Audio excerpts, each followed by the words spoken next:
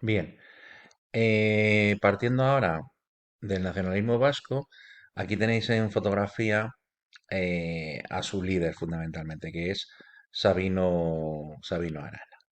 Sabino Arana es el que va a fundar lo que se denomina el primer Bazzoki, que es el primer lugar de encuentro, de reunión, y luego va a crear lo que va a ser el Consejo Provincial Vizcaíno en 1895, que es el germen de lo que hoy en día vosotros conocéis con el nombre de PNV, el Partido Nacionalista Vasco. Repito, Sabino Arana es el ideólogo junto con su hermano, pero el líder indiscutible va a ser Sabino Arana a la muerte de su hermano.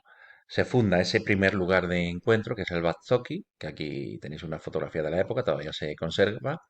Se crea en 1894 ese lugar de reunión para empezar a difundir esa ideología vasca. Esto va a dar lugar luego a ese consejo vizcaíno, ¿vale? Que va a ser el Vizcaya Buru Batzar, ¿de acuerdo? Aquí tenéis las bases de la creación de todo esto que os estoy hablando. La fotografía esta os llamará muchísimo la atención porque es la primera bandera de Euskadi, del País Vasco, que elaboran tanto Luis como Sabino Arana. Sabéis que hoy en día no es tan inmensa y se ha quedado solamente con esta parte. Esta es la que podéis vosotros identificar. Aquí tenéis en general el nombre de País Vasco, Euskadi, en donde incluye a Álava, a Vizcaya, a Guipúzcoa y, si os dais cuenta, Navarra. Todo esto puesto en euskera. ¿De qué parte este nacionalismo vasco? Pues ellos reivindican, de nuevo, esos fueros que han perdido a raíz de la Tercera Guerra Carlista, rechazan por completo la industrialización, no por el hecho económico en sí mismo, porque luego, como sabemos y como vamos a estudiar, la industrialización vasca va a ser uno de los motores de la economía española, sino por el tema de lo que supone, que es la fortísima inmigración, como os he contado en anteriores vídeos, de población castellano-leonesa, cántabra y asturiana. Los vascos, como Sabino Arana, consideran que esta llegada de inmigrantes están rompiendo las tradiciones, la sociedad tradicional vasca y que ese rompimiento viene además identificado con el capitalismo y el centralismo propio de Madrid. A estos inmigrantes los denominan de forma despectiva en euskera maquetos y consideran que si se producen matrimonios mixtos entre población vasca, vamos a denominar pura, con castellano-leoneses, cántabros, asturianos o de otras partes de España, esto va a provocar un mestizaje de lo que ellos consideran la raza vasca pura. Son absolutamente antiliberales, tal como lo van a proclamar en esta revista que crea Sabino Arana, llamada Vizcaitarra, o sea, la tierra de Vizcaya. Y para él el lema fundamental es Dios y ley vieja. Un catolicismo exacerbado que se une claramente a los carlistas también y son por completo antiliberales. Por tanto, van a chocar tanto con Cánovas, contra Sagasta, contra los republicanos, contra cualquier cuestión que pueda romper esa pureza supuestamente de la raza vasca. Tener en cuenta que en esta época también se están realizando los primeros estudios de evolución humana, Darwin ha lanzado sus teorías, se están empezando a realizar descubrimientos antropológicos de antepasados del Homo sapiens, con lo cual todas estas teorías científicas mal llevadas juegan a favor y tergiversadas a favor, repito, de la ideología vasca de esa raza superior, considerando que no tiene nada que ver con el resto de los españoles. A partir del año 1898 las tendencias van a ser un independentismo muy radical, bien, o bien la integración de ese País Vasco dentro de una España a un nivel autónomo. Se va a jugar con estas dos bandas.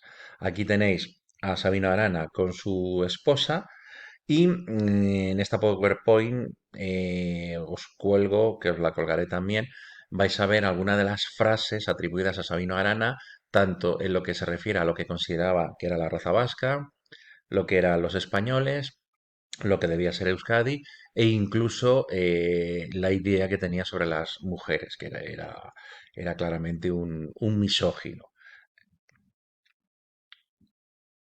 En cuanto al nacionalismo gallego, repito, todo lo contrario. Pues es un movimiento muy cultural, más que económico y sobre todo mucho más que político, porque económico sí que hay esa reivindicación de que la pobreza gallega obliga al gallego a emigrar y que eso proviene, evidentemente, esa culpabilidad viene del centralismo madrileño. Y serán estos dos personajes que tenéis aquí, Murguía y Brañas, a partir del año 1889, cuando van a crear la primera asociación regionalista galega, que va a defender la descentralización de la administración y el uso de la lengua eh, gallega. Aquí tenéis varios textos de ambos hablando sobre ese regionalismo gallego, esa patria gallega, pero repito, desde un punto de vista pacífico, cultural y una reivindicación claramente justa. O, por ejemplo, de Rosalía de Castro, también que va a ser una de las grandes reivindicadoras de este nacionalismo, con alguna de sus frases más famosas. Es feliz el que soñando muere, desgraciado el que muera sin soñar.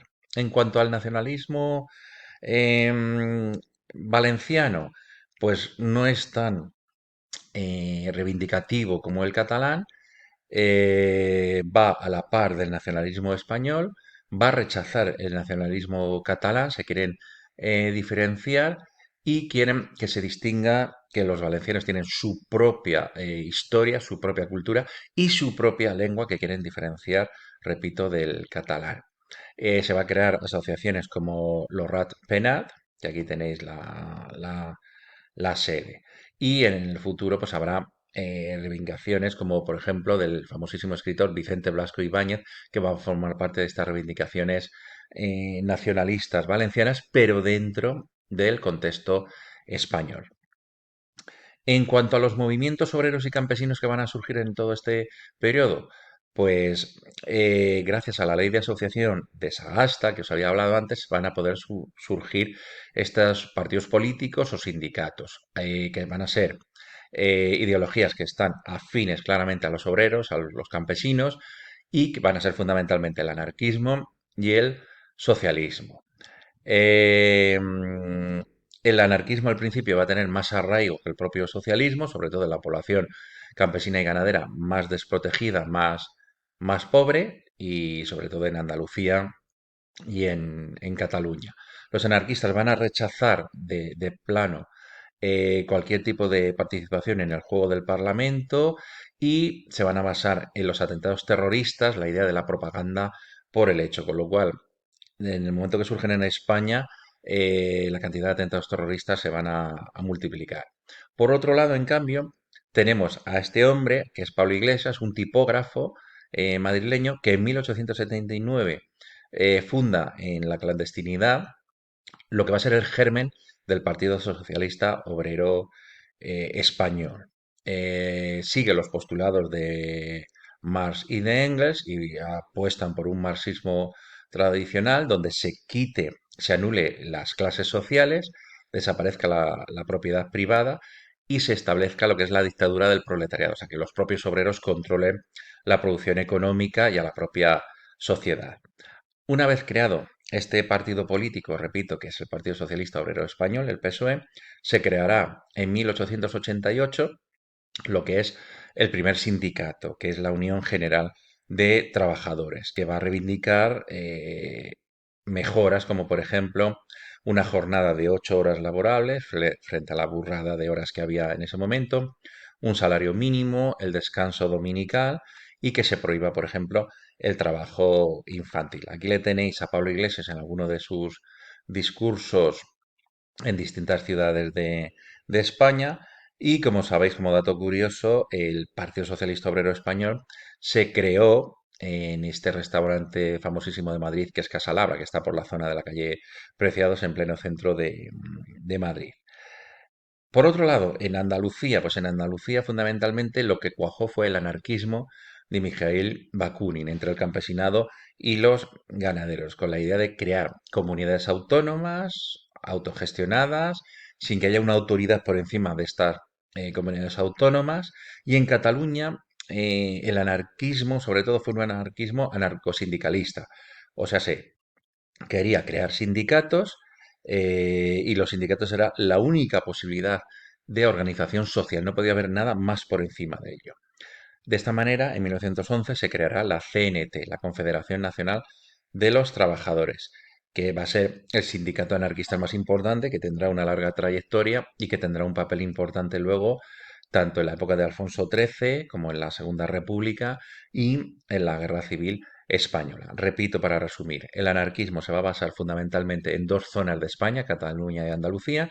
En Andalucía, sobre todo, va a ser un anarquismo más puro, el de Mikhail Bakunin, basado en crear comunidades agrícolas, ganaderas autogestionadas, autónomas y donde no exista la propiedad privada. Y en Cataluña se va a mezclar con la política desde el punto de vista sindicalista, creando sindicatos anarquistas. El más famoso será la CNT.